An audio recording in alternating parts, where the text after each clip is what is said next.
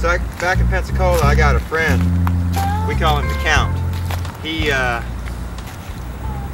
His real name's Mike, but we figured out that it's sort of like this. He kept going on dates. He'd go on a date with a woman. He'd ask her out. He didn't have much luck with the ladies.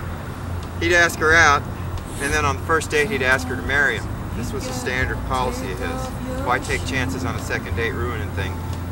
Just get the first date over with and ask him to marry you. And they kept saying no. So what we decided, we had a huddle about it, a bachelor huddle, I guess you would say. And we decided that it was important to ask the women why they were saying no. This would give us some scientific data to work with to improve his chances of succeeding with his goal of getting married to a woman. So he went out with the cashier from the lumber store, who he's been eyeing for a long time. He asked her out. She grudgingly agreed to go out with him. And she went out with him, and he took her to the steak and ale, and then he took her to a movie, and at the end of the night he tried to kiss her and she wouldn't let him, and then he asked her to marry him. And she said no. And his big moment came then. He said, "Why?" Which is how he used to say why. He said, "Why?" And she said, "Because you ain't got no prestige." And he came home and he reported this to me and my friend Steve, and we figured, well, prestige, that's not hard to get. How can we get him some prestige? So first we got him a hat, a dignified looking bowler hat, and that just made him look sillier. So we realized that we needed something more, so we came up with an elegant sobriquet. Is that how you say it, sobriquet? For him. We decided we would start calling him the Count. So from then on, we called him every chance in a social occasion, we called him the Count. And sure enough, soon enough, people started paying attention to him in ways that never been paid attention to him before. Well, the Count, and by the way, in my town, everybody had a nickname, so that was the Count's nickname. He never had one before that, and that was his problem. He was socially out of context because he didn't have a nickname. So the Count one day decided that he wanted to go spearfishing, and he called a couple of people and couldn't find anybody, and finally he called boogerweed. And boogerweed, if you're going spearfishing in murky bay water, you want to make sure that you don't go spearfishing with someone named Boogerweed. Boogerweed wasn't too bright. He was a big, dumb cowboy. And Boogerweed said, "Oh, yeah, I'll go spearfishing with you." So they got their bathing suits on and they got their spear guns. And they started the same bridge that I was telling you about where the car flipped over. They went to that bridge and they started swimming around the pilings looking for flounder. They were about 5 minutes into it in the murky bay water. It had been raining, so the water was murky. They were 5 minutes in when the Count came around a big concrete piling one way and Boogerweed came around the other way. Boogerweed was skittish, and when he saw the white figure in front of him, he shot the spear gun at it. And it hit the Count right in the neck. Which is a terrible, terrible thing. Hit him in the neck and stuck. The Count went shooting up to the top of the water, because that happened underwater. He went shooting up to the top of the water and pulled the spear out. And there was a big gaping hole in his larynx, whatever that is right there.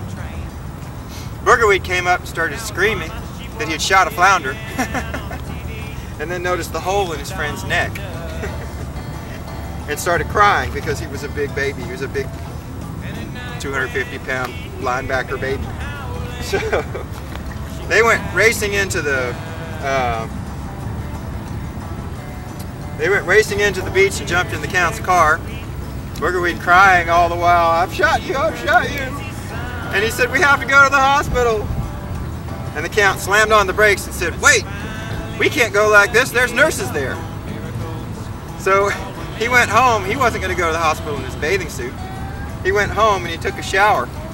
And while he was taking the shower, he sneezed, and he noticed an interesting effect. The shower water sprayed out when it hit that, because he held his nose when he sneezed. And So anyway, he put on his best clothes, combed his hair and everything, and went to the hospital with boogerweed, intent on meeting a nurse to ask her to marry him, of course, and walked up to the emergency room desk and said to the nurse there, "Excuse me, ma'am, I've been shot through the neck with a spear gun. I need to see a doctor." And she looked up at him all dressed nice in his nice clothes with his hair combed and said, "Son, we don't have time for jokes." And he said, "It's not a joke." And she said, "Look, we're very busy here." And he said, "Look," and he held his nose and he blew air on her through the hole. She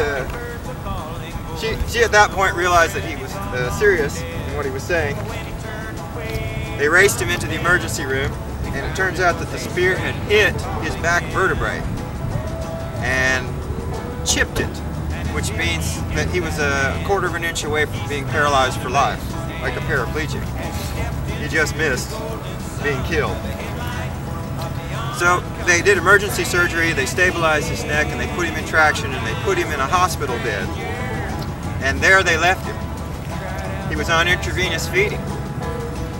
They forgot about him.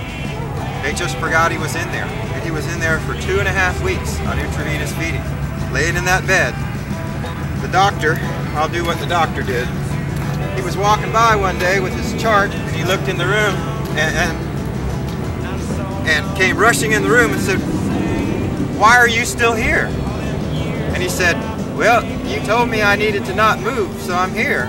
And he said, "Oh my gosh, you should have been released 15 days ago or 10 days ago, 2 days after you were in here. This is really terrible. I'm terribly sorry." Doctors thinking malpractice.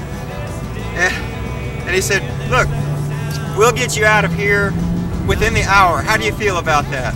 The Count looked at his watch and he said, "Well, it's about 2 hours until my next sponge bath. Can you wait till after that?" That was probably the best 2 weeks of his life. Every day he got a sponge bath from a beautiful nurse. The Count ended up getting married, and being a productive member of society, much like Jimmy Tuck.